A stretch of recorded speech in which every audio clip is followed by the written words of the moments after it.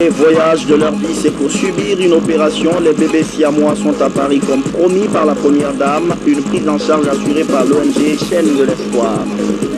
Et puis la lutte contre Ebola, un match de football pour couronner 2 mois de sensibilisation. Il oppose ancienne du AFIA 117 et jeune du Orea de Conakry. Voilà pour l'équipe. Madame, Monsieur, bonsoir, bienvenue dans cette édition. Elle était programmée ce lundi, l'épreuve de la rue. Aujourd'hui, des manifestations non autorisées contre le processus électoral et les délégations spéciales. Le ministre des Droits de l'Homme et des Libertés publiques était aussi sur le terrain pour calmer la tempête. Alors, est-ce qu'il y est vraiment arrivé? Élément de réponse dans ce reportage de Makale Souma. À Amdalaï, en passant par la route Le Prince, le ministre des Droits de l'Homme a échangé avec les forces de l'ordre et quelques jeunes manifestants. Un tour des coins chauds et les informations obtenues font état de blessés des deux côtés, forces de maintien de l'ordre et manifestants qui ont été conduits au niveau des différentes structures sanitaires de la capitale. Si on respecte les victimes, de quelque bord qu'ils soient, force de l'ordre, simples citoyens, si on respecte les familles des victimes, on ne peut plus parler en ce moment, hélas, de manifestations pacifiques, elles ne le sont plus. Elles donnent toujours lieu à des affrontements entre des jeunes civils, parfois beaucoup de mineurs, et des forces de l'ordre, avec des familles inquiètes, les citoyens inquiets. Je crois qu'il est temps pour notre pays, qu'on se retrouve comme des frères et sœurs, malgré nos désaccords, échanger sur les problèmes de ce pays, nos désaccords, essayer d'aller de l'avant. La violence là, ce que nous avons constaté sur le terrain, évidemment de la violence, beaucoup de tristesse, beaucoup de désolation. Cette violence n'est pas une issue. Il faut qu'en Guinée, on apprenne à dialoguer entre nous et à régler nos problèmes. L'opposition manifestait aujourd'hui contre la CENI.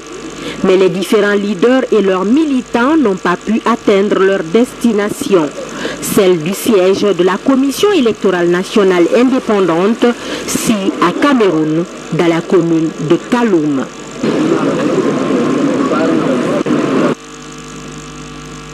Le gouvernement continue d'appeler au dialogue politique, une main tendue vers tous les acteurs pour parvenir à la stabilité du pays.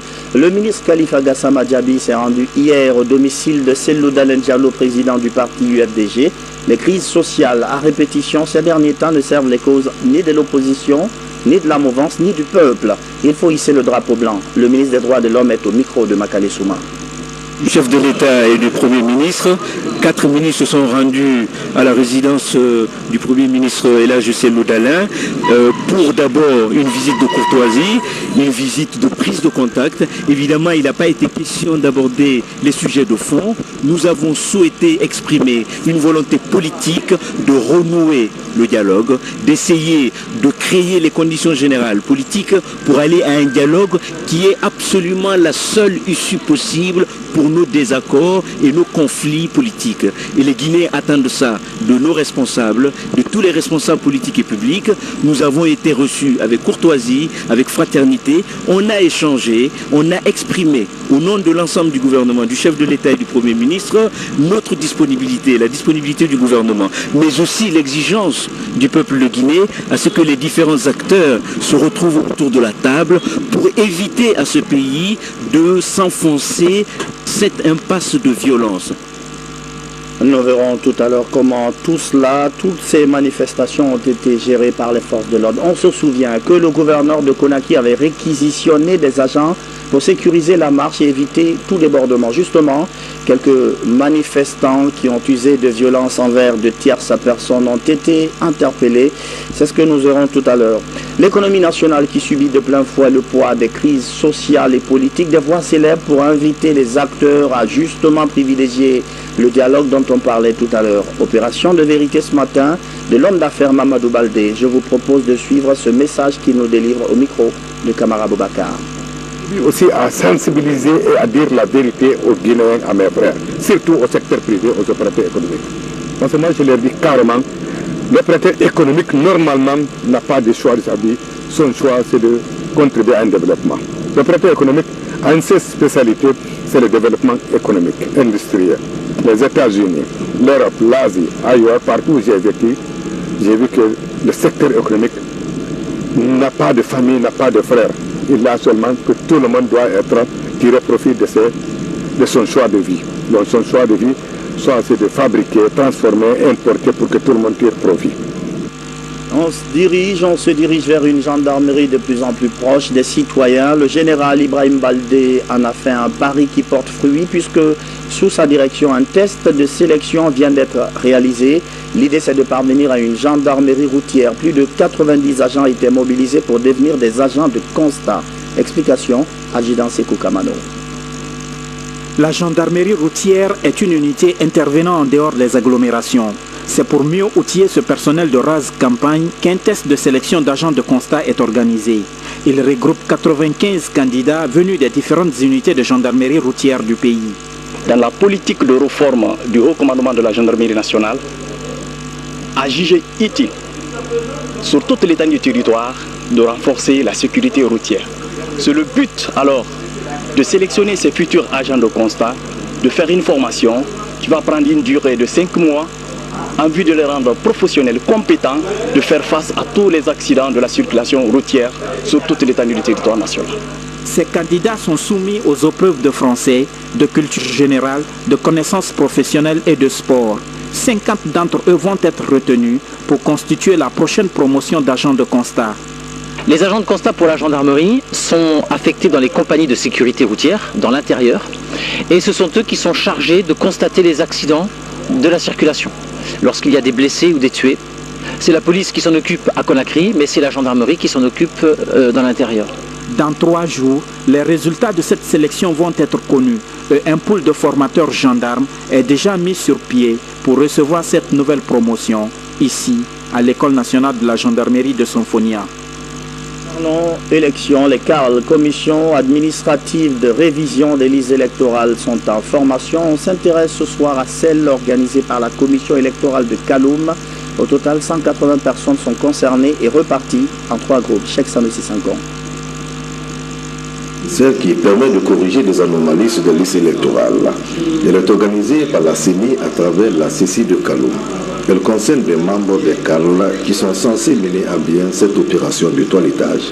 Nous informons comment la CARL doit fonctionner, comment les gens doivent se comporter devant les citoyens qui sont venus s'inscrire et réellement quelles sont les différentes positions à prendre parce que j'aurai affaire avec beaucoup de personnes. Également, nous les formons, nous leur donnons la possibilité de connaître réellement le kit aussi.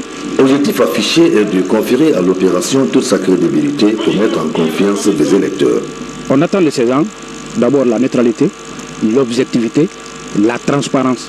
Parce que ce sont les vertus de la CENI. Et le fondamental, c'est quoi? C'est la neutralité, la transparence, l'esprit d'équipe. Ces membres, issus de la mouvance et de l'opposition, apprécient la démarche et font appel. J'appelle tous mes collègues de suivre des formations comme ça. Ça nous permet de connaître beaucoup de choses. J'appelle tous citoyens et citoyennes de la Guinée et ailleurs de venir ce jour se recenser. Cette formation, qui obéit au principe électoral édité par la CENI, devrait s'étendre jusqu'au 23 avril 2015. Et cette note de l'Assemblée nationale, conformément aux dispositions de la résolution numéro 005-2014 relative au choix de la journée du 21 avril comme journée nationale du Parlement panafricain et de la CEDEAO en Guinée, le bureau de l'Assemblée nationale informe les honorables députés, les membres du gouvernement, les membres des institutions constitutionnelles, le corps diplomatique et consulaire que la journée du Parlement panafricain et de la CEDEAO sera célébrée ce mardi 21 avril 2015 à l'hémicycle du Palais du Peuple à Conakry à partir de 10h. Sont conviés à cette cérémonie les honorables députés, les membres du gouvernement, les présidents et les présidentes des institutions constitutionnelles, les représentants des organisations sous-régionales, régionales et internationales. Vu l'importance que revêt cette cérémonie, la présence de tous est vivement souhaitée. Pour le bureau, le secrétaire général Dr Mohamed Berete. Dans le pays profond, le Premier ministre poursuit son marathon de sensibilisation. Il est actuellement dans la région de Boké, étape Sangaredi. Mohamed Saïd Fofana est au contact des populations Opération séduction pour parler de paix et d'unité nationale. Hadi Kamara. Samedi 18 avril, le Premier ministre Mohamed Sédou Fofana a été accueilli par cette foule incandescente déterminée à accompagner les actions et les œuvres du gouvernement Sédou Fofana. Monsieur le Premier ministre, les populations de Sangaredi promettent de voter massivement pour la réélection du professeur Alpha Condé le 11 octobre 2015. Nous comptons sur vous pour donner la victoire au professeur Alpha Condé aux prochaines élections présidentielles. Et je suis rassuré qu'on aura la victoire ici. Le Premier ministre s'est évertué à décrire de manière simple et accessible les points essentiels qui concernent la promotion sociale des populations guinéennes. Tant qu'il y a un cas de maladie Ebola en Guinée, nous avons des problèmes. Et le premier, par exemple, si on est en garde, cette année aussi, on n'ira pas au pèlerinage. Donc il ne suffit pas de dire à Sangaré qu'il n'y a jamais eu de cas d'Ebola. Il faut prier pour que l'Ebola ait définitivement la Guinée. Parce que tant que ça existe dans une seule préfecture, dans un seul village, dans un seul hameau, on n'est pas sorti de rien. Donc depuis un certain temps, règne ici un climat de sérénité, de compréhension, d'entente entre les fils et filles de ce terroir. Vous voyez qu'il y a une certaine évolution. Une évolution dans quel sens? Dans le sens de nos responsabilités individuelles et collectives pour bâtir une nation unie, forte, solidaire. C'est ça ce que le chef de l'État veut pour ce pays. On a chargé donc d'appeler tous les Guinéens, y compris vous autres qui êtes là, à réfléchir sur le sens de nos actions individuelles et collectives. Tout ce que nous devons poser comme acte, tout ce que nous devons dire comme parole, doit concourir à unir les Guinéens et non à les diviser. Pour les députés de la localité, cette visite du Premier ministre chef du gouvernement vient renforcer davantage les liens de fraternité entre les citoyens de Bouléry. Sangaré aujourd'hui a compris. J'ai dit à Sangaré qu'il faut qu'il soit accompagné pour que Beko puisse remonter le défi qui nous a toujours manqué par rapport aux différentes élections passées. Cette adhésion massive de la population de Sangaredi aux idées de changement prônées par le professeur Alpha Condé fera boule de neige à travers tout le pays. Direction Yomo, les fils du terroir décident d'enterrer la hache de guerre après quelques brefs moments de crise sociale. Une délégation des ressortissants de la localité était récemment à Monemo, moment d'échange et surtout de franc-parler entre citoyens. Francis Collier. Il y a quelques semaines, à Yomo, un groupe de fils ressortissants avait été bloqué par la population pour des propos défavorables à l'élection des membres du bureau de la section RPG. Dès lors, des dissensions se sont installées. Pour résoudre ce problème, une mission politique composée de ressortissants a sillonné les familles des personnes en conflit avant de faire la paix devant le conseil des sages de la préfecture. Grâce à notre intervention, il y a déjà une paix, une cohésion, une harmonie totale. Après cette réconciliation, c'est ensemble que les fils de la préfecture se sont successivement rendus dans les sous-préfectures de Pela, Beta, Djeké, Bignamou, Bagné et Boué pour saluer les actions de développement. Les infrastructures, les lampadaires pour l'éclairage public et le lancement des travaux de reprofilage de la route liant Yomo à la République du Libéria confortent l'attachement de la population au professeur Alpha Condé. Ça fait plus de 50 ans, 60 ans. Ce qu'on a vu de nos yeux, on a touché, on n'a jamais vu. Ce sont ces réalisations qui nous poussent à soutenir et à adhérer au programme de société du professeur Alpha Condé. Une réception géante à Zérékoré a mis fin à cette tournée de réconciliation pour le développement de la région forestière. La marche de l'opposition guinéenne, une marche non autorisée. On se demandait tout à l'heure comment elle a été gérée. En tout cas, on dit que certains manifestants ont été interpellés, ceux qui ont usé d'actes de violence. Globalement, il y a eu certes donc des actes pour disperser les foules, mais pas de répression, comme le constate notre reporter Morikaba. Suivez. La police nationale, toujours active sur le terrain pour le maintien d'ordre. Ce lundi encore, le dispositif sécuritaire est déployé pour empêcher de troubles sur les voies publiques de Conakry.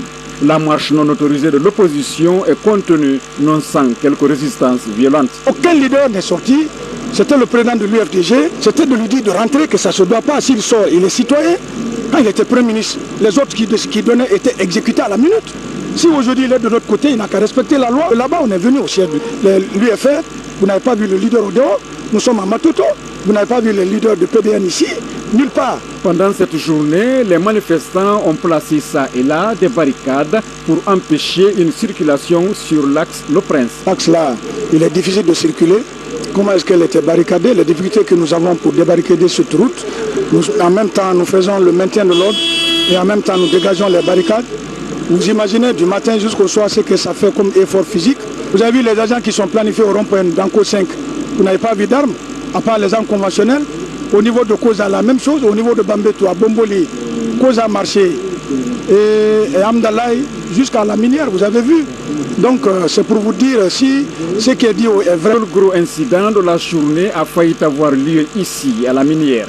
Mais l'épreuve de force a été évitée. Les manifestants se retirent. Policiers et gendarmes privilégient la voie de la sagesse. Les rues de Conakry sont paisibles et praticables en fin de journée. Une véritable désolation sur nos routes. En tout cas, les pouvoirs publics ont constaté ce soir les dégâts matériels sur l'axe Le Prince. Je vous propose de suivre à ce propos le ministre de la Sécurité.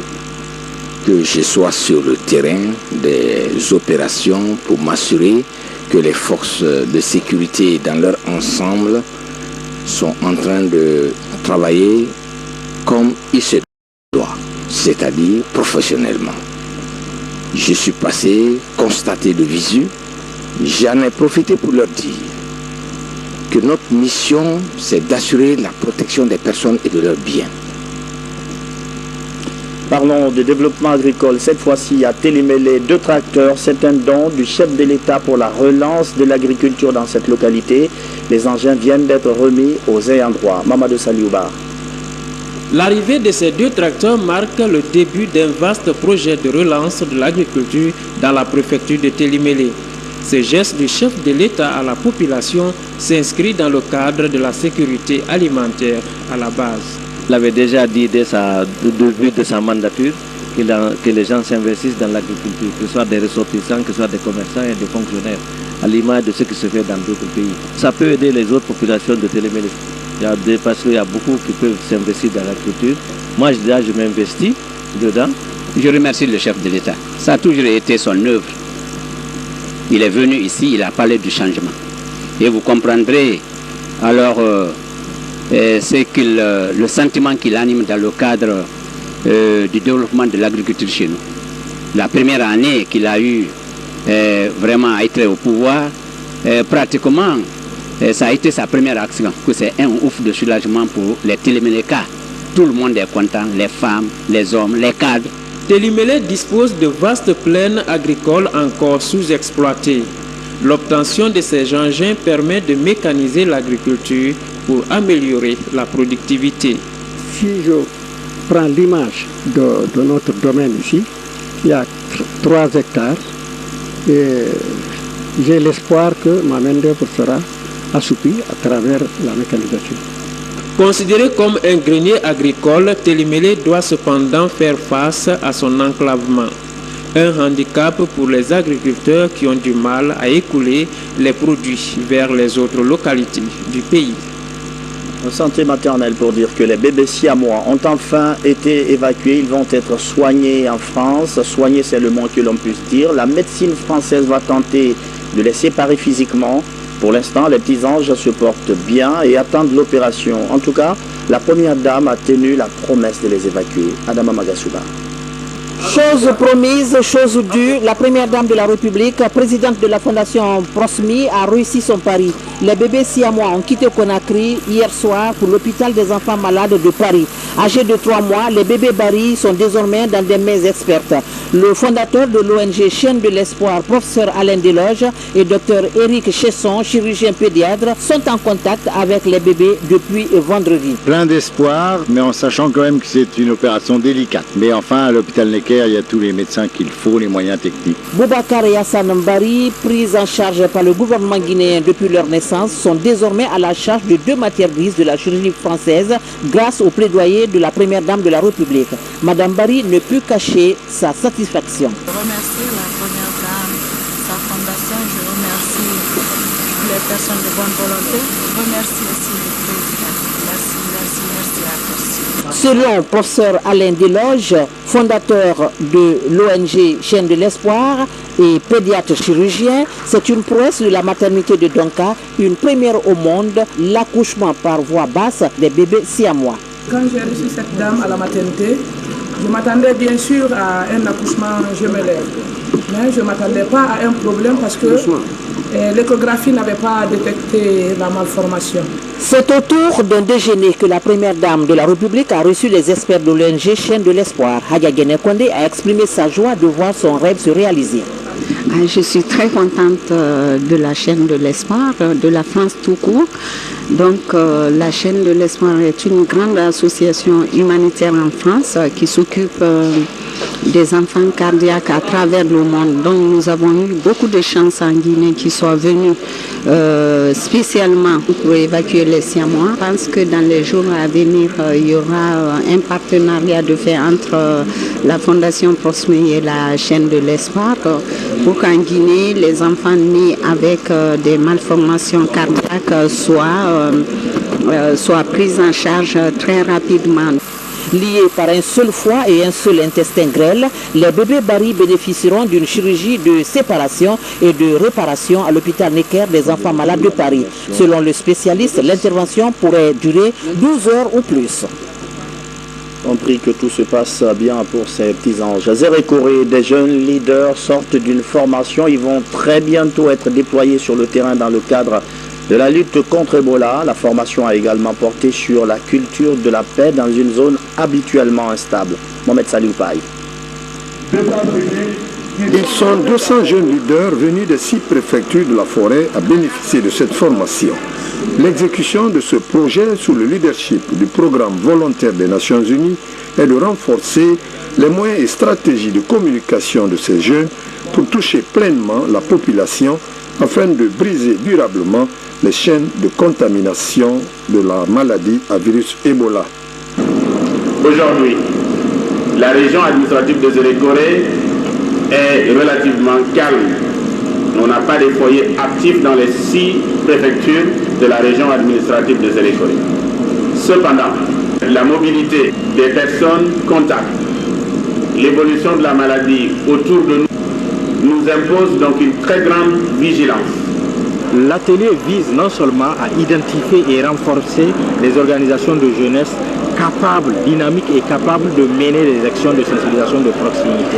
C'est de cibler aussi et de disposer un réservoir des jeunes leaders associatifs à mesure de conduire des actions de sensibilisation sur toutes les thématiques. Se félicitant de la tenue de cet atelier de formation, le représentant du gouverneur de la région administrative de Zéré Corée a exprimé toute sa reconnaissance au système des Nations Unies pour leur totale implication dans la lutte contre Ebola, avant de préciser.